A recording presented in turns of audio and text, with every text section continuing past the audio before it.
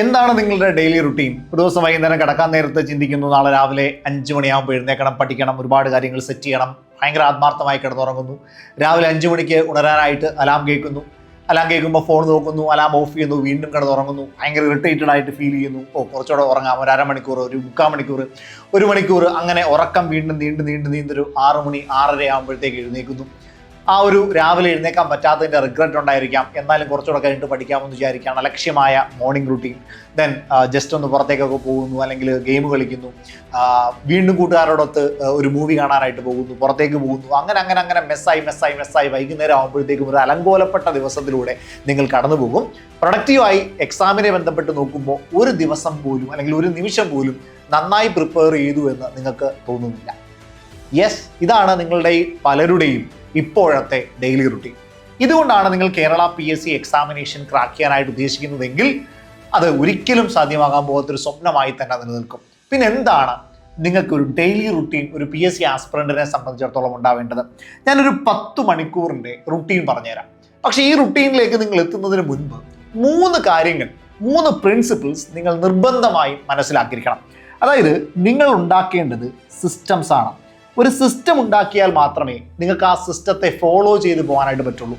ഓരോ ദിവസവും ഓരോ പ്ലാനുകളാണ്. നാളെ ഇന്ന സാധനം ചെയ്യണമെന്നൊരു പ്ലാൻ ഉണ്ടാക്കുന്നു, ആ പ്ലാൻ പൊളിയുന്നു. വീണ്ടും അടുത്ത ദിവസം വീണ്ടും ഒരു പ്ലാൻ ഉണ്ടാക്കുന്നു, ആ പ്ലാൻ പൊളിയുന്നു.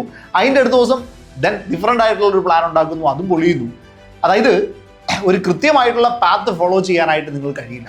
പകരം നിങ്ങളൊരു സിസ്റ്റമാണ് ഫോളോ ചെയ്യുന്നത്, ഒരു സിസ്റ്റം ബിൽഡ് ചെയ്ത് വെച്ചിട്ട് ആ സിസ്റ്റത്തെയാണ് നിങ്ങൾ മുന്നോട്ട് നയിക്കുന്നത് എങ്കിൽ തീർച്ചയായും നിങ്ങൾ ഓരോ ദിവസവും ചെയ്യേണ്ട കാര്യങ്ങൾ നിർബന്ധമായും ചെയ്യും. പക്ഷെ അതിന് 3 കാര്യങ്ങൾ വേണം, 3 പ്രിൻസിപ്പിൾസ് വേണം. ഒന്ന് നോട്ട് ചെയ്ത് വെച്ചോടാ. ഒന്നാമത്തെ പ്രിൻസിപ്പിൾസ് വിൽ പവറാണ്. നിങ്ങൾക്ക് വിൽ പവർ ഉണ്ടെങ്കിൽ മാത്രമേ നിങ്ങൾ ഈ പ്ലാൻ ചെയ്യുന്ന കാര്യങ്ങൾ ചെയ്യാൻ കഴിയുള്ളൂ. നിങ്ങളൊരു കാര്യം പ്ലാൻ ചെയ്തു, ആ പ്ലാൻ ചെയ്ത കാര്യത്തിൽ സ്റ്റിക്ക് ഓൺ ചെയ്ത് പോകാനായിട്ട് നിങ്ങൾക്ക് പറ്റണമെങ്കിൽ നിങ്ങൾക്കുണ്ടാവേണ്ട ഒന്നാമത്തെ പ്രിൻസിപ്പിൾ അത് വിൽ പവറാണ്. നിങ്ങൾ PSC ക്രാക്ക് ചെയ്ത ഒരു 1ാം റാങ്കിലേക്കും 2ാം റാങ്കിലേക്കും ഒക്കെ എത്തിയ സ്റ്റുഡൻസിനോട് ചോദിച്ചാൽ അവർ പറഞ്ഞു തരും അവരുടെ വിൽ പവർ എന്തായിരുന്നു. ഒരുപക്ഷെ അവരുടെ ജീവിതത്തിലെ വിഷമങ്ങളായിരിക്കാം അവരുടെ വിൽ പവർ, അല്ലെങ്കിൽ എന്തെങ്കിലും ഒന്ന് നേടണമെന്നുള്ളതായിരിക്കാം, ചിലരുടെ പരിഹാസങ്ങളായിരിക്കാം. അങ്ങനെ പല കാര്യങ്ങൾ അവരുടെ വിൽ പവർ ആയിട്ട് വന്നിട്ടുണ്ടായിരിക്കാം. രണ്ടാമത്തെ പ്രിൻസിപ്പിൾ സിമ്പിളാണ്, റിപ്പീറ്റബിലിറ്റി. നിങ്ങൾ എത്രത്തോളം തവണ ഈ സിസ്റ്റം ഫോളോ ചെയ്യാൻ പറ്റും, എത്രത്തോളം ദിവസം ഈ സിസ്റ്റം ഫോളോ ചെയ്യാൻ പറ്റും എന്നുള്ളതാണ് ഏറ്റവും പ്രധാനപ്പെട്ട രണ്ടാമത്തെ കാര്യം. 3 ദിവസത്തിൽ അവസാനിപ്പിക്കാനാണെങ്കിൽ ഈ സിസ്റ്റം ബിൽഡ് ചെയ്തത് കൊണ്ടോ അതിനുവേണ്ടി സമയം ഇൻവെസ്റ്റ് ചെയ്തതുകൊണ്ടോ അത് കണ്ടിന്യൂ ചെയ്തതുകൊണ്ടോ പ്രത്യേകിച്ച് ഒരു ഗുണവും ഉണ്ടാവാനില്ല. എത്ര ദിവസമാണോ നിങ്ങൾ പ്രിപ്പയർ ചെയ്യുന്നത്, എന്നാണോ നിങ്ങൾ എക്സാം ക്രാക്ക് ചെയ്യാൻ പോകുന്നത്, അന്നുവരെയും ആ സിസ്റ്റം കൃത്യമായി ഫോളോ ചെയ്യാൻ, അത് റിപ്പീറ്റ് ചെയ്യാൻ, ഓരോ ദിവസവും ക്ഷമയോടെ റിപ്പീറ്റ് ചെയ്യാനായിട്ട് നിങ്ങൾക്ക് പറ്റുമെങ്കിൽ മാത്രമേ ഈ സിസ്റ്റം ബിൽഡ് ചെയ്തത് കൊണ്ട് പോലും അർത്ഥമുള്ളൂ. മൂന്നാമത്തേതും ഏറ്റവും അവസാനത്തതുമായ പ്രിൻസിപ്പിൾ, ആ പ്രിൻസിപ്പിൾ എന്ന് പറയുന്നത് മൈൻഡാണ്, നിങ്ങളുടെ മനസ്സ്. നിങ്ങൾക്ക് നിങ്ങളുടെ മനസ്സിനെ പിടിച്ചു നിർത്താനായിട്ട് പറ്റുന്നില്ല എങ്കിൽ നിങ്ങൾ മറ്റുള്ള പല കാര്യങ്ങൾ അല്ലെങ്കിൽ ചുറ്റുപാട് നടക്കുന്ന കുറേ അധികം കാര്യങ്ങളിൽ മെസ്സായിക്കൊണ്ടേയിരിക്കും. മറ്റു കുറേ പ്രശ്നങ്ങൾക്കകത്തിൽ ഇങ്ങനെ പൊക്കൊണ്ടേയിരിക്കും. കാരണം എന്താ? നിങ്ങളുടെ മൈൻഡിൻ്റെ കൺട്രോൾ നിങ്ങളുടെ കയ്യിലില്ല. നിങ്ങളുടെ മനസ്സാണ് നിങ്ങളെ നയിച്ചുകൊണ്ടിരിക്കുന്നത്. സ്വാഭാവികമായും ആ മനസ്സിനെ പിടിച്ചു വെക്കാൻ നിങ്ങൾക്ക് പറ്റണം. അപ്പോൾ നിങ്ങളൊരു സിസ്റ്റം ബിൽഡ് ചെയ്യുമ്പോൾ ഈ 3 കാര്യങ്ങൾ കൂടി കോൺസെൻട്രേറ്റ് ചെയ്ത്, ഈ 3 കാര്യങ്ങൾ കൂടി ആ സിസ്റ്റത്തിൽ ഇൻക്ലൂഡ് ചെയ്ത് എങ്ങനെയാണ് ഒരു ദിവസം എൻ്റെ പ്ലാൻ ചെയ്യേണ്ടത്, എല്ലാ ദിവസവും ഈ ഒരു ദിവസത്തെ പ്ലാൻ എനിക്ക് കൃത്യമായി റിപ്പീറ്റ് ചെയ്യാൻ പറ്റുമോ, എൻ്റെ മനസ്സിനെ എനിക്ക് എങ്ങനെ പിടിച്ചു നിർത്താനായിട്ട് പറ്റും, ഈ 3 കാര്യങ്ങളും ഈ 10 മണിക്കൂറിൻ്റെ സ്റ്റഡി പ്ലാൻ റുട്ടീനിൽ ഞാൻ ഉൾപ്പെടുത്തുന്നുണ്ട്.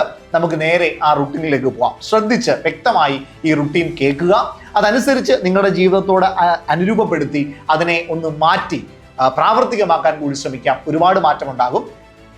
Welcome to super notes. എൻ്റെ പേര് ജോബിൻ ബാബു. നമുക്ക് നമ്മുടെ സെഷനിലേക്ക് പോകാം. മക്കളെ, ഇത് നോക്കി, ഒരു 10 അവർ സ്റ്റഡി റുട്ടീനാണ് ഞാൻ നിങ്ങളോട് പറയാനായിട്ട് പോകുന്നത്. 10 അവർ സ്റ്റഡി റുട്ടീൻ. ഈ സ്റ്റഡി റുട്ടീൻ ഒരു പ്രത്യേകതയുണ്ട്. മടുത്തു പോകാൻ ഏറ്റവും സാധ്യതയുള്ള ഒരു സിസ്റ്റമാണ് 10 അവർ സ്റ്റഡി റുട്ടീൻ. കാരണം ഒരു ദിവസം 24 മണിക്കൂറുള്ളതിൽ 10 മണിക്കൂറും പ്രിപ്പറേഷന് വേണ്ടി മാറ്റിവെക്കുകയാണ്. ഒരേ കാര്യം തന്നെ ചെയ്യാൻ വേണ്ടിയിട്ട് മാറ്റിവെക്കുകയാണ്. ഇത് പലപ്പോഴും ഒരു ജോലിക്ക് പോകുന്ന ആളെ സംബന്ധിച്ചിടത്തോളമോ അല്ലെങ്കിൽ ഒരു വീട്ടമ്മയെ സംബന്ധിച്ചിടത്തോളമോ അത്ര പ്രോപ്പറായിട്ട് ചെയ്യാൻ പറ്റിയെന്ന് വരില്ല. പക്ഷെ പഠനം മാത്രം ലക്ഷ്യമാക്കി മാറ്റി വെച്ചിരിക്കുന്ന ഒരാൾ, രാവിലെ തൊട്ട് വൈകുന്നേരം വരെ പ്രിപ്പയർ ചെയ്യണമെന്ന് മനസ്സിൽ ഉറപ്പിച്ച് മറ്റു കാര്യങ്ങളൊന്നും ചെയ്യാത്ത ഒരാൾ, അവൻ ഈ എക്സാം നേടിയില്ലെങ്കിൽ അവൻ എത്ര സമയമായിരിക്കും വെറുതെ വേസ്റ്റ് ആയിട്ട് പോകാം. അതുകൊണ്ടാണ് ഈ 10 അവർ സ്റ്റഡി റുട്ടീൻ സിസ്റ്റം നമ്മൾ ബിൽഡ് ചെയ്യുന്നത്.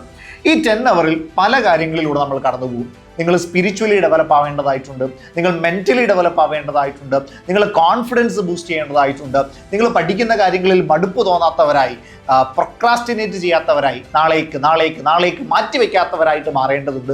ഇതെല്ലാം കൺസിഡർ ചെയ്തുകൊണ്ടായിരിക്കും ഈ സിസ്റ്റം ബിൽഡ് ചെയ്യുന്നത്. അതിലൊന്നാമത്തെ കാര്യം നിങ്ങൾ എഴുന്നേൽക്കുന്ന സമയമാണ്. മക്കളെ, നിങ്ങൾക്ക് ഒരു നല്ല മോർണിംഗ് ഉണ്ടാവണമെങ്കിൽ നിങ്ങൾ സ്ഥിരമായി ഒരേ സമയത്ത് എഴുന്നേൽക്കുന്നവരായിട്ട് മാറണം. ദാറ്റ് മീൻസ് ഒരു 5 മണിയാണ് നമ്മൾ എടുക്കുന്നതെന്ന് വിചാരിക്കാം. മോർണിംഗ് 5 മണി, 5 AM ഒരു മികച്ച സമയമാണ്. 5 AM എന്ന് പറയുന്ന ടൈമിനെ പറ്റി ഒരുപാട് സയൻറ്റിഫിക് ആയിട്ടുള്ള തിയറംസും സ്റ്റഡീസും ഒക്കെ വന്നിട്ടുണ്ട്. 5 മണി എന്ന് പറയുന്ന സമയം നിങ്ങളൊന്ന് ഫോക്കസ് ചെയ്താൽ ഒരു നല്ല കാമായിട്ടുള്ള, ഒരു സൈലൻ്റ് ആയിട്ടുള്ള, മറ്റ് പ്രശ്നങ്ങളൊന്നുമില്ലാത്ത ഒരു മോർണിംഗ് നിങ്ങൾക്ക് കിട്ടും. കുറേ സമയം പ്രൊഡക്റ്റീവാക്കി മാറ്റാനായിട്ട് നിങ്ങൾക്ക് പറ്റും. രാവിലെ 5 മണിക്ക് എഴുന്നേൽക്കുന്നു. ആദ്യ സമയങ്ങളിൽ തീർച്ചയായും അലാറം വെച്ച് മാത്രമേ എഴുന്നേൽക്കാൻ കഴിയുള്ളൂ. പക്ഷേ മുന്നോട്ട് പോകുന്തോറും നിങ്ങളിത് കണ്ടിന്യൂ ചെയ്ത് പോകുമ്പോൾ സ്വാഭാവികമായിട്ടും ഈ അലാം ഓഫ് ആകും. സ്വയം നിങ്ങൾ 5 മണിയാകുമ്പോഴത്തേക്കും നിങ്ങളുടെ മൈൻഡിൽ നിന്ന് തന്നെ ആ സിസ്റ്റം ബിൽഡ് ആയതിൻ്റെ ഭാഗമായിട്ട് നിങ്ങൾ ഉണർന്നുകൊണ്ടേയിരിക്കും. അപ്പോൾ മോർണിംഗ് 5 മണിക്ക് ഉണരുക. അതാണ് നമ്മുടെ wake up time and fresh up time എന്ന് പറയുന്നത്. രാവിലെ 5 മണിയാണ്. 5 മണിക്ക് എഴുന്നേറ്റ് 5:15 നമ്മൾ നമ്മുടെ ഫ്രഷപ്പ് ആയിട്ടുള്ള, നമ്മൾ ഫ്രഷായി പ്രാഥമിക കൃത്യങ്ങളെല്ലാം കഴിഞ്ഞ് നേരെ തിരികെ വരുന്നു. ഒരു 15 മിനിറ്റ് നമ്മുടെ എക്സസൈസ് ടൈമാണ്. അതായത് ഒരു വിദ്യാർത്ഥിയെ സംബന്ധിച്ചിടത്തോളം അവൻ ശാരീരികമായി എത്രത്തോളം മുന്നോട്ട് നിൽക്കുന്നോ അത്രത്തോളം അവൻ മെൻ്റലിയും സ്ട്രോങ് ആയിരിക്കും. സ്വാഭാവികമായിട്ട് നമുക്കറിയാം, എല്ലാ ദിവസവും നമ്മൾ എക്സസൈസ് ചെയ്യുന്ന ഒരാളാണെങ്കിൽ അയാളുടെ മെൻ്റൽ സ്റ്റെബിലിറ്റി എന്ന് പറയുന്നത് ഭയങ്കരമായിരിക്കും. അതുകൊണ്ട് തന്നെ ദിവസവും രാവിലെ ഒരു 15 മിനിറ്റ് നിങ്ങളുടെ ശരീരത്തിൽ എക്സസൈസിന് വേണ്ടി, മനസ്സിനെ ഒന്ന് കാമാക്കാൻ വേണ്ടി വിട്ടുകൊടുക്കുക എന്നുള്ളതാണ്. അത് വീടിനകത്തിൽ അടച്ചിട്ടിരിക്കുന്ന ഒരു അന്തരീക്ഷത്തിലല്ല, പുറത്തേക്കിറങ്ങി നമ്മുടെ പ്രകൃതിയെ ഒന്ന് പ്രകൃതിയോടൊന്ന് ചേരാൻ, ഒന്ന് മനസ്സ് ഭയങ്കരമായിട്ടൊന്ന് കാമാക്കാൻ, നമ്മുടെ പ്രശ്നങ്ങളെല്ലാം മാറ്റി നിർത്തിക്കൊണ്ട് പൂർണ്ണമായി ശരീരത്തിനും മനസ്സിനും വേണ്ടി ആ ഒരു 15 മിനിറ്റ് മാറ്റിവെക്കാം. then അതിനുശേഷം നേരെ 5:30 നമ്മുടെ ഫസ്റ്റ് സ്റ്റഡി സെക്ഷൻ സ്റ്റാർട്ട് ചെയ്യണം. നമ്മളിവിടെ 4 or 5 സെക്ഷനുകളായി തിരിച്ചുകൊണ്ടായിരിക്കും നമ്മുടെ പ്രിപ്പറേഷൻ മുന്നോട്ട് കൊണ്ടുപോകുക. 5:30 നമ്മൾ നമ്മുടെ പ്രിപ്പറേഷൻ സ്റ്റാർട്ട് ചെയ്താൽ ആ പ്രിപ്പറേഷൻ 8 മണി വരെ നീളണം. അതായത് 2.5 മണിക്കൂറിൻ്റെ സ്റ്റഡി റുട്ടീനാണ്. 2.5 മണിക്കൂർ ഫസ്റ്റ് സെക്ഷൻ. അപ്പോൾ നിങ്ങൾ വിചാരിക്കും 2.5 മണിക്കൂറൊക്കെ എനിക്ക് പഠിക്കാൻ പറ്റുമോ? 2.5 മണിക്കൂറൊക്കെ ഇരിക്കുക എന്ന് പറയുന്ന അട്ടർ ഫ്ലോപ്പ് ആയിട്ടുള്ള ബോറായിട്ടുള്ള ഒരു പ്രോഗ്രാം അല്ലേ? നോ. അവിടെയാണ് പോമോഡോറോ ടെക്നിക്ക് എന്ന് പറയുന്ന ജാപ്പനീസ് ടെക്നിക്ക് നമ്മൾ അപ്ലൈ ചെയ്യേണ്ടത്. അതായത് പോമോഡോറോ ടെക്നിക്ക് ഇത്രയേ ഉള്ളൂ: 25 മിനിറ്റ് കണ്ടിന്യൂസ് ആയിട്ട് പഠിക്കാം, ദെൻ 5 മിനിറ്റ്സ് ബ്രേക്ക് എടുക്കാം, ദെൻ എഗെയിൻ 25 മിനിറ്റ്സ് പഠിക്കാം, വീണ്ടും ഒരു 5 മിനിറ്റ്സ് ബ്രേക്ക് എടുക്കാം. അങ്ങനെ 25 മിനിറ്റിൻ്റെയും 5 മിനിറ്റിൻ്റെയും സ്റ്റഡി ബ്രേക്ക് ടൈമുകളെ കൃത്യമായിട്ട് മാനേജ് ചെയ്താൽ ആ പ്രിപ്പറേഷനിൽ നിങ്ങൾക്കൊരു മടുപ്പ് തോന്നില്ല. 25 മിനിറ്റ് നിങ്ങൾ കണ്ടിന്യൂസ് പഠിക്കുന്നു, ദെൻ 5 മിനിറ്റ് ബ്രേക്ക് എടുക്കുന്നു. ഈ ബ്രേക്ക് എടുക്കുന്ന സമയത്ത് നിങ്ങൾക്ക് വെള്ളം കുടിക്കാം, അല്ലെങ്കിൽ ഒന്നുകൂടെ പുറത്തേക്ക് പോയിട്ട് തിരിച്ച് കയറി വരാം, ഒരു ചെറിയ പാട്ട് കേൾക്കാം. ഫോണൊന്നും എടുത്ത് മനസ്സിനെ കൂടുതൽ കലുഷിതമാക്കാതെ കുറച്ചുകൂടി കാമായിട്ടുള്ള ഒരു കാര്യത്തിന് വേണ്ടി ആ സമയം മാറ്റിവെക്കാം. വീണ്ടും വന്ന പ്രിപ്പറേഷൻ സ്റ്റാർട്ട് ചെയ്യാം. അങ്ങനെ ഒരു 5 പ്രാവശ്യം 5 സബ് സെക്ഷനുകളായിട്ട് നിങ്ങൾക്ക് ഈ കാര്യത്തെ കൊണ്ടുപോകാൻ പറ്റും. അപ്പോഴത്തേക്കും ഏകദേശം 2.5 മണിക്കൂർ നിങ്ങൾക്ക് മാറി കിട്ടും. ഒരു ദിവസം ചെയ്യുമ്പോൾ നിങ്ങൾക്ക് അതിൻ്റെ ഗുണം എന്താണ് എന്നും അത് എത്രത്തോളം വർക്ക് ആവുന്നുണ്ട് എന്നുള്ള കാര്യവും മനസ്സിലാക്കാം. പോമോഡോറോ ടെക്നിക്ക് കൃത്യമായിട്ട് ഫോളോ ചെയ്യുക. തീർച്ചയായിട്ടും വലിയൊരു മാറ്റം നിങ്ങളിൽ ഉണ്ടാവും. അപ്പോൾ 25 മിനിറ്റ്സ് 5 മിനിറ്റ്സ് എന്ന നിലയിൽ 2.5 മണിക്കൂർ മാറ്റിവെക്കുന്നു. ഈ മോർണിംഗ് ടൈമിൽ എന്താണ് പഠിക്കേണ്ടത്? മറ്റൊരു വളരെ പ്രധാനപ്പെട്ട ചോദ്യമാണ്. ഏറ്റവും കൂടുതൽ പ്രൊഡക്റ്റീവ് ആകുന്ന ഒരു സമയം, മറ്റ് പ്രശ്നങ്ങളൊന്നുമില്ലാത്ത കാമായിട്ടുള്ളൊരു അന്തരീക്ഷമുള്ള സമയം, ആ സമയം ഞാൻ ഏത് സബ്ജക്റ്റിന് വേണ്ടി മാറ്റിവെക്കണം? സയൻറ്റിഫിക്കലി തെളിയിക്കപ്പെട്ടിട്ടുള്ളൊരു കാര്യം ഇതാണ്: ഏറ്റവും പ്രയാസമേറിയ, നിങ്ങൾക്കത്ര മനസ്സിലാക്കാൻ ഇച്ചിരി ബുദ്ധിമുട്ടുള്ള ആ സബ്ജക്റ്റുകൾ ഏറ്റവും പ്രധാനപ്പെട്ടത്, മാർക്കൊക്കെ സ്കോർ ചെയ്യാൻ പറ്റുന്നത്, പക്ഷെ എത്ര പഠിച്ചിട്ടും എനിക്ക് അങ്ങോട്ട് മനസ്സിലാവുന്നില്ല, ആ സബ്ജക്റ്റുകൾ മോർണിംഗ് റുട്ടീനിൽ എടുത്തിട്ടാൽ, അല്ലെങ്കിൽ മോർണിംഗ് ടൈമിൽ എടുത്തിട്ടാൽ അത് കുറച്ചുകൂടി വേഗത്തിൽ മനസ്സിലാക്കാൻ സാധ്യത കൂടുതലാണ്. അപ്പോൾ അതുകൊണ്ട് നിങ്ങളുടെ മോർണിംഗ് ടൈം 5:30 to 8:30 എന്ന് പറയുന്ന സമയത്ത് നിങ്ങൾ ഉൾപ്പെടുത്തേണ്ടത് കുറച്ച് സ്ലോ ആയിട്ട് നിങ്ങൾ മനസ്സിലാകുന്ന, സ്ലോ ഫേസ് ആയിട്ടുള്ള നിങ്ങളുടെ സബ്ജക്റ്റാണ്. അത് പലർക്കും പലതായിരിക്കാം. ചിലർക്ക് സയൻസ് വിഷയങ്ങളായിരിക്കാം, ചിലർക്ക് മാത്സ് ആയിരിക്കാം, ചിലർക്ക് ഇംഗ്ലീഷ് ആയിരിക്കാം. ഓരോരുത്തർക്കും ഓരോ സബ്ജക്റ്റുകളായിരിക്കാം. അപ്പം നിങ്ങൾക്ക് സ്ലോ ആയിട്ട് മനസ്സിലാകുന്ന ആ സബ്ജക്റ്റുകളാണ് എവിടെ ഉൾപ്പെടുത്തേണ്ടത്? മോർണിംഗ് സെക്ഷനിൽ ഉൾപ്പെടുത്തേണ്ടത്. ദെൻ മോർണിംഗ് സെക്ഷൻ തീരുകയാണ്. ഈ പഠിച്ചുകൊണ്ട് പോകുന്നതിനിടയ്ക്ക് തന്നെ നിങ്ങൾ നോട്ട് കുറിക്കാൻ, ചെറിയ ചെറിയ ഷോർട്ട് നോട്ടുകൾ കുറിക്കാനായിട്ട് ശ്രമിക്കണം. എന്തിനാണ് ഷോർട്ട് നോട്ട് കുറിക്കേണ്ടത് എന്നുള്ളതിൻ്റെ പ്രാധാന്യം ഞാൻ ഇന്ന് വൈകുന്നേരം, അതായത് ഈ സ്റ്റഡി സ്പാനിൻ്റെ വൈകുന്നേരത്തെ സമയം എത്തുമ്പോൾ നിങ്ങൾക്ക് മനസ്സിലാവും. ഒരു ചെറിയ നോട്ട്ബുക്ക് ഒക്കെ എടുത്ത് നിങ്ങൾ ആ പഠിക്കുന്ന കാര്യങ്ങളുടെ ഷോർട്ട് നോട്ടുകൾ, ഏറ്റവും പ്രധാനപ്പെട്ട മർമ്മപ്രധാനമായ കാര്യങ്ങളൊന്ന് എഴുതിയിട്ട് പോകാനായിട്ട് ശ്രദ്ധിക്കുക. then ഈ 8 മണിക്കാകുമ്പോഴത്തേക്കും നമ്മുടെ ബ്രേക്ക്ഫാസ്റ്റ് ടൈമാണ്. ബ്രേക്ക്ഫാസ്റ്റ് ഒരു പഠിക്കുന്ന ഒരു കുട്ടി, PSC പഠിക്കുന്ന ഒരു കുട്ടി തീർച്ചയായും നിർബന്ധമായും കഴിക്കേണ്ട ഫുഡ് ഏതാണ് എന്ന് ചോദിച്ചാൽ അത് ബ്രേക്ക്ഫാസ്റ്റ് ആണ്. കാരണം അവൻ്റെ മെമ്മറിയെ ബൂസ്റ്റ് ചെയ്യാൻ, അവനെ കുറച്ചുകൂടി ഒന്ന് കോൺസെൻട്രേറ്റഡ് ആയിട്ട് നിർത്താൻ ഉപയോഗിക്കുന്ന ഏറ്റവും പ്രധാനപ്പെട്ട ഭക്ഷണം അത് ബ്രേക്ക്ഫാസ്റ്റ് ആണ്. അതുകൊണ്ട് തന്നെ നിർബന്ധമായും ബ്രേക്ക്ഫാസ്റ്റ് കഴിക്കാനായിട്ട് ശ്രമിക്കാം. ഒരുപാട് അങ്ങ് കട്ടിയുള്ള അല്ലെങ്കിൽ ദഹന ശേഷിയൊക്കെ കുറവുള്ള ഭക്ഷണങ്ങൾ ഒഴിവാക്കി സിമ്പിൾ ആയിട്ടുള്ള ഭക്ഷണങ്ങളൊക്കെ കഴിക്കാനായിട്ട് ശ്രമിക്കുക. കുറച്ചുകൂടി ഹെൽത്തി ആയിട്ടുള്ള, പ്രോട്ടീൻ റിച്ച് ആയിട്ടുള്ള അല്ലെങ്കിൽ ഫൈബർ കണ്ടന്റ് ഉള്ള അത്തരത്തിലുള്ള ഭക്ഷണങ്ങൾ കൂടുതലായിട്ട് കഴിക്കാൻ ശ്രമിക്കുക. നമ്മുടെ ആരോഗ്യം തീർച്ചയായും ഇതിനോടൊപ്പം ഉണ്ടെങ്കിലേ മുന്നോട്ടും ഈ പ്രക്രിയ നമുക്ക് തുടർന്ന് പോകാൻ കഴിയുള്ളൂ. 8 മണിക്ക് നമ്മൾ ബ്രേക്ക്ഫാസ്റ്റ് സ്റ്റാർട്ട് ചെയ്തു. ദെൻ ഒരു 8:30 നമ്മൾ വീണ്ടും സെക്കൻഡ് സെക്ഷനിലേക്ക് പോവാണ്. ഈ സെക്കൻഡ് സെക്ഷൻ്റെ പ്രത്യേകത 8:30 സ്റ്റാർട്ട് ചെയ്യുന്ന സെക്കൻഡ് സെക്ഷൻ 11 മണി വരെ ആയിരിക്കും എന്ത് ചെയ്യുക, ലീഡ് ചെയ്യുക. അതായത് 9:30, 10:30, 11 ദെൻ 2.5 hours അവിടെയും നിങ്ങൾക്ക് കിട്ടുകയാണ്. ഈ ടൈമിൽ നിങ്ങൾ എന്താണ് പഠിക്കേണ്ടത്? നിങ്ങൾ GKയിൽ ഏറ്റവും കൂടുതൽ മാർക്ക് സ്കോർ ചെയ്യാൻ സാധ്യതയുള്ള ടോപ്പിക്സ്, ഉദാഹരണമായിട്ട് നിങ്ങളിപ്പോൾ പഠിച്ചുകൊണ്ടിരിക്കുന്നത് LD ക്ലർക്ക് പരീക്ഷയ്ക്ക് വേണ്ടിയിട്ടാണ് എങ്കിൽ അവിടെ ഏതാണ്ട് 5 മാർക്കോളം വരുന്ന കോൺസ്റ്റിറ്റ്യൂഷൻ ഭാഗമുണ്ട്. അതേപോലെ തന്നെ ഏറ്റവും കൂടുതൽ മാർക്ക് സ്കോർ ചെയ്യുന്ന GK ആണ്. എക്കണോമിക്സ് ഭാഗം 5 മാർക്കുണ്ട്, ജോഗ്രഫി 5 മാർക്കുണ്ട്. അത്തരത്തിൽ മാർക്ക് കൂടുതൽ സ്കോർ ചെയ്യാൻ പറ്റുന്ന GK ടോപ്പിക്സ് ആ ടൈമിൽ ഉൾപ്പെടുത്തുക. എന്തുകൊണ്ടാണെന്ന് ചോദിച്ചാൽ ഒരു കാരണവശാലും നമ്മൾ മിസ് ചെയ്യാൻ പാടില്ലാത്ത, ഒരു കാരണവശാലും നമ്മുടെ കയ്യിൽ നിന്ന് ആ ടൈം അല്ലെങ്കിൽ ആ മാർക്ക് വിട്ടുപോവാത്ത സബ്ജക്റ്റുകൾ വേണം ആ ടൈമിൽ ഉൾപ്പെടുത്താനായിട്ട്. ഒരു 2.5 hours അവിടെയും പോകുന്നു. നമ്മൾ പോമോഡോറോ ടെക്നിക്കിൽ തന്നെ പോവുകയാണ്. അവിടെ നിങ്ങൾക്ക് യാതൊരുവിധ മടുപ്പ് തോന്നാൻ സാധ്യതയില്ല. ഈ സമയത്ത് നിങ്ങൾ മനഃപൂർവ്വമായി മാറ്റിവെക്കേണ്ട ഒരു സംഗതിയുണ്ട്. അത് നിങ്ങളുടെ മൊബൈൽ ഫോണാണ്. പറ്റുമെങ്കിൽ ഇപ്പോൾ നിങ്ങൾ ക്ലാസ് ഒക്കെ കാണുന്ന മൊബൈൽ ആപ്ലിക്കേഷൻ വെച്ചിട്ടാണെങ്കിൽ നിങ്ങൾക്ക് വേണമെങ്കിൽ അത് ഓഫ്ലൈൻ ഡൗൺലോഡ് ചെയ്ത് കാണാൻ പറ്റും. അപ്പോൾ ആ സമയത്ത് നെറ്റ് ഓഫ് ചെയ്തിടാം. ഇപ്പോൾ നോട്ടിഫിക്കേഷൻസ് ഒഴിവാക്കാൻ പറ്റും. ഇനി നെറ്റ് യൂസ് ചെയ്താണ് നിങ്ങൾ കാണുന്നതെങ്കിൽ പോലും നിങ്ങൾ നോട്ടിഫിക്കേഷൻസ്, എല്ലാ ആപ്പുകളുടെയും നോട്ടിഫിക്കേഷൻസ് ഒഴിവാക്കുക. ഓക്കെ, അങ്ങനെയാണെങ്കിൽ കുറേ ഡൈവേർട്ട് ആവാൻ പറ്റുന്ന സാഹചര്യങ്ങൾ എന്ത് ചെയ്യാം, നമുക്ക് മാറ്റി നിർത്താനായിട്ട് പറയും. ഒപ്പം നിങ്ങളുടെ സുഹൃത്തുക്കളോ മറ്റാരെങ്കിലുമോ വിളിച്ചാൽ അവരോട് കാര്യം പറഞ്ഞ് മനസ്സിലാക്കാനോ അല്ലെങ്കിൽ തൽക്കാലത്തേക്കൊന്ന് ഒഴിവാക്കാനോ ശ്രമിക്കാം. മറ്റൊന്നും കൊണ്ടല്ല, നമുക്ക് കോൺസെൻട്രേറ്റഡ് ആയിട്ട് പഠിച്ചു പോകാനായിട്ട് അത് വളരെ അത്യാവശ്യമാണ്. ചിലപ്പോൾ ചില കൂട്ടുകാർക്ക് ഇത് പറഞ്ഞാൽ മനസ്സിലാകണമെന്ന് നിർബന്ധമില്ല. ദെൻ നമ്മൾ 11 മണി എത്തി. ദെൻ ഒരു അരമണിക്കൂർ ഒരു ബ്രേക്ക് നമ്മൾ എടുക്കുകയാണ്. ദെൻ 11 to 11:30 എന്ന് പറയുന്ന ടൈം ഒരു ബ്രേക്ക് ടൈമാണ്, അരമണിക്കൂറിൻ്റെ ടൈമാണ്. ദെൻ 11:30 to 1 മണി എന്ന് പറയുന്ന 1.5 മണിക്കൂർ ടൈം.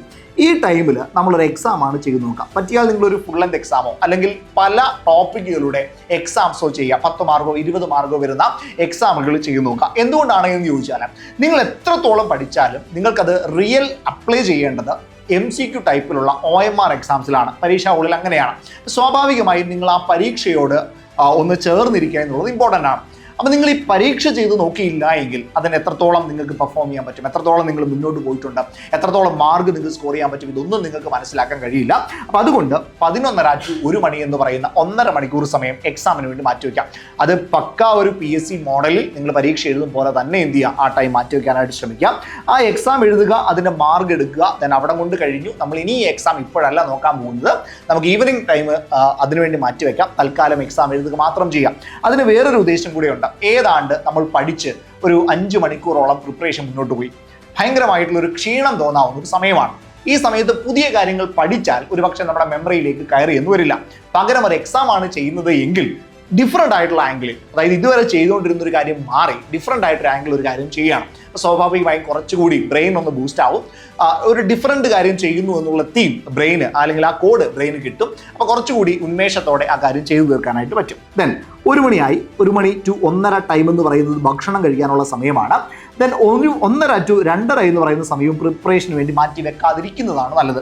കാരണം ഉച്ച സമയമാണ്, നന്നായി ക്ഷീണം തോന്നാവുന്ന, ഭക്ഷണം കഴിച്ചിരിക്കുന്ന സമയം, നന്നായി ഉറക്കം വരാവുന്ന ഒരു സമയമാണ്. ഈ സമയം പറ്റിയാൽ കുറച്ചൊന്ന് എൻഗേജിങ് ആവുന്ന ഒരു കാര്യത്തിന് വേണ്ടി മാറ്റിവെക്കാം. ഉദാഹരണമായിട്ട് എന്തെങ്കിലും ഒരു ഫിസിക്കൽ ആക്ടിവിറ്റി എന്തെങ്കിലും ഒന്ന് ചെയ്യാൻ ശ്രമിക്കാം, അല്ലെങ്കിൽ ഒന്ന് വീട്ടിൽ ഹെൽപ്പ് ചെയ്യാനായിട്ട് ശ്രമിക്കാം, അല്ലെങ്കിൽ ഒന്ന് നടക്കാനായിട്ട് ശ്രമിക്കാം.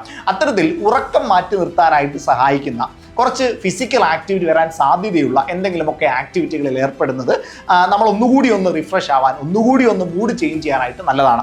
ദെൻ 2.5 ടൈം എത്തുന്നു. 2.5 to 4.5 എന്ന് പറയുന്ന 2 മണിക്കൂർ ടൈം.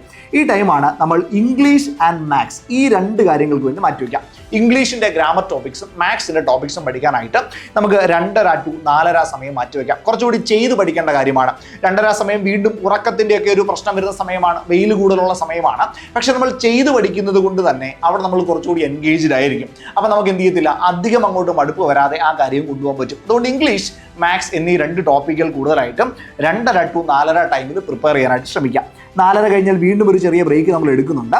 4.5 to 5.5 നമുക്കൊന്ന് എന്തെങ്കിലുമൊക്കെ ഒന്ന് നടക്കാനോ ഗെയിം കളിക്കാനോ അല്ലെങ്കിൽ മറ്റെന്തെങ്കിലും ആക്ടിവിറ്റികൾക്കോ സ്നാക്സ് കഴിക്കാനോ അങ്ങനെയുള്ള കാര്യങ്ങൾക്ക് വേണ്ടി 4.5 to 5.5 മാറ്റിവെക്കാം. ദെൻ വീണ്ടും നമ്മൾ 5.30ക്ക് ഫ്രഷ് ആവാനായിട്ട് പോകുന്നു. 5.30 to 6 മണി നമ്മൾ പോയി കുളിച്ച് റെഡി ആയിട്ട് വരികയാണ്. അതായത് രാവിലെ തൊട്ട് വൈകുന്നേരം വരെയുള്ള മുഴുവൻ ക്ഷീണവും ആ കുളിയിൽ നമ്മൾ തീർക്കുകയാണ്. അത് കുറച്ച് തണുപ്പുള്ള നല്ല ഫ്രഷ് ആയിട്ടുള്ള വാട്ടറിൽ കുളിക്കാനായിട്ട് ശ്രമിക്കാം. അതിനുശേഷം വീണ്ടും 6 മണിക്ക് നമ്മൾ നമ്മുടെ പ്രിപ്പറേഷൻ സ്റ്റാർട്ട് ചെയ്യണം. ഈ 6 മണി തൊട്ട് വീണ്ടും വരുന്ന 8 മണി വരെയുള്ള സമയം, ഈ സമയമാണ് നമ്മൾ രാവിലെ ചെയ്തു വെച്ചിരിക്കുന്ന എക്സാം ഉണ്ടല്ലോ, ആ എക്സാമിലെ തെറ്റിപ്പോയ ചോദ്യങ്ങൾ വീണ്ടും പഠിക്കാനുള്ള അല്ലെങ്കിൽ PYQs പഠിക്കാനുള്ള, ഓക്കെ പ്യുവർലി പറഞ്ഞാൽ PYQs പഠിക്കാനുള്ള അതിൻ്റെ എക്സ്പ്ലനേഷൻസ് പഠിക്കാനുള്ള സമയം ഈ 6 മണി to 8 മണിയാണ്. 2 മണിക്കൂറിൻ്റെ സമയം. ഇതും പോമഡോറോ ടെക്നിക്ക് ഉപയോഗിച്ച് തന്നെ പഠിക്കാം. അപ്പോൾ കുറേ അധികം കോണ്ടന്റുകൾ നിങ്ങളുടെ മനസ്സിലേക്ക് കിട്ടും. സ്വാഭാവികമായി നിങ്ങൾ കുറച്ചുകൂടി എന്ത് ചെയ്യും, ബൂസ്റ്റ് ആയിട്ട് മാറും, കണ്ടന്റ് റിച്ച് ആയിട്ട് നിങ്ങൾ മാറും. പഠിക്കാത്ത ടോപ്പിക്സിൽ നിന്നുള്ള ചോദ്യങ്ങൾ കൂടി അവിടെ നിങ്ങൾക്ക് സോൾവ് ചെയ്ത് പോകാനായിട്ട് പറ്റും. ഈ രീതിയിൽ നിങ്ങൾക്ക് മുന്നോട്ട് കൊണ്ടുപോകാം. ഇനി 6 മണി to 8 മണി എന്ന് പറയുന്ന ടൈം കഴിഞ്ഞ് കഴിഞ്ഞാൽ വീണ്ടും നിങ്ങളൊരു ബ്രേക്ക് എടുക്കുകയാണ്. പക്ഷേ ഈ ബ്രേക്കിൻ്റെ സമയത്ത് നിങ്ങൾ 2 കാര്യങ്ങൾ ചെയ്യുന്നുണ്ട്. ഒന്ന് ഫുഡ് കഴിക്കുന്നുണ്ട്, 2 പ്രെയർ ടൈം മാറ്റി വയ്ക്കുന്നുണ്ട്. അതായത് നിങ്ങൾ സ്പിരിച്വലി വളരുക എന്നുള്ളത് വളരെ ഇമ്പോർട്ടൻ്റ് ആണ്. അതുകൊണ്ട് തന്നെ നിങ്ങൾ പ്രെയറിന് വേണ്ടി ഒരു നിശ്ചിത സമയം മാറ്റിവെക്കുക, 2 ഭക്ഷണം കഴിക്കാൻ വേണ്ടിയുള്ള സമയവും മാറ്റിവെക്കുക. അതിനുശേഷം ഏറ്റവും അവസാനത്തെ സമയം, അതായത് 9 മണി തൊട്ട് ഒരു 10:30 വരെയുള്ള 1.5 മണിക്കൂർ സമയം. ഈ സമയത്ത് നിങ്ങൾ റിവിഷന് വേണ്ടിയിട്ടും, എന്ത് റിവിഷൻ, ഇതുവരെ നിങ്ങൾ പഠിച്ച പാഠഭാഗങ്ങൾ, ഇന്നൊരു ദിവസം മുഴുവൻ നിങ്ങൾ കൈകാര്യം ചെയ്ത പാഠഭാഗങ്ങൾ, എന്തൊക്കെ കാര്യങ്ങൾ പഠിച്ചോ ഇതെല്ലാം ഷോർട്ട് നോട്ടായിട്ട് എഴുതി വെക്കാനായിട്ട് ഞാൻ നേരത്തെ പറഞ്ഞിരുന്നു. ഞാൻ ആ സമയത്ത് വൈകുന്നേരം ഒരു പ്രത്യേകതയുണ്ട് എന്നും പറഞ്ഞിരുന്നു.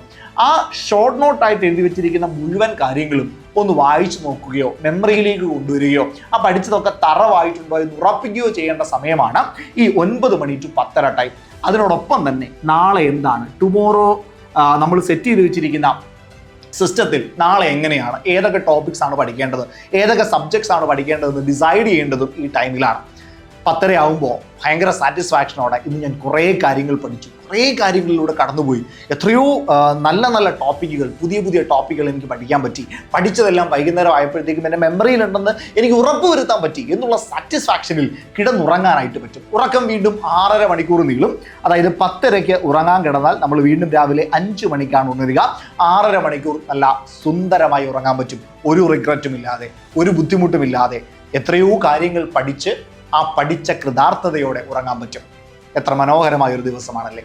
പക്ഷേ ഇതിനിടയ്ക്ക് നിങ്ങൾ ഒരു കാര്യങ്ങൾ കൂടി ഉറപ്പുവരുത്തണം. നിങ്ങളിപ്പോൾ ഒരു കോച്ചിങ് ഇൻസ്റ്റിറ്റ്യൂട്ടിൽ പഠിക്കുന്ന ഒരാളാണ്, നിങ്ങൾ ക്ലാസ് കണ്ടായിട്ടാണ്, വീഡിയോ ക്ലാസ്സുകൾ കണ്ടാണ് പഠിക്കുന്നതെങ്കിൽ ഈ ഓരോ ടൈം സ്പാനിലും നിങ്ങൾ ആ വീഡിയോ ക്ലാസ്സുകൾക്കുള്ള സമയം കൂടി എന്ത് ചെയ്യുക, മാറ്റിവെക്കാനായിട്ട് ശ്രമിക്കാം. ഇതാണ് 10 hour സ്റ്റഡി റുട്ടീൻ. ഈ റുട്ടീൻ ഞാൻ നിങ്ങളോട് പറഞ്ഞത് ഞാൻ എൻ്റെ ജീവിതത്തിൽ നിന്ന് തന്നെയാണ്. ഞാൻ സബ് ഇൻസ്പെക്ടർ പരീക്ഷയ്ക്ക് വേണ്ടി പ്രിപ്പയർ ചെയ്ത സമയത്ത് ഞാൻ ഫോളോ ചെയ്ത അതേ സ്റ്റഡി റുട്ടീനാണ് ഞാനിപ്പോൾ നിങ്ങളോട് പറഞ്ഞു തന്നത്. ഞാൻ എങ്ങനെയാണ് ഒരു ദിവസത്തെ പ്ലാൻ ചെയ്തത്, ഒരു ദിവസം എങ്ങനെയായിരുന്നു എന്നിലൂടെ കടന്നു പോയിക്കൊണ്ടിരുന്നത്, ഏതൊക്കെ കാര്യങ്ങൾ ഞാൻ പ്രിപ്പറേഷന് വേണ്ടി മാറ്റിവെച്ചു, എക്സാം ക്രാക്ക് ചെയ്യാനായിട്ട് ഹെൽപ്പ് ചെയ്ത ആ സ്റ്റഡി റുട്ടീനാണ് ഞാൻ പറഞ്ഞത്.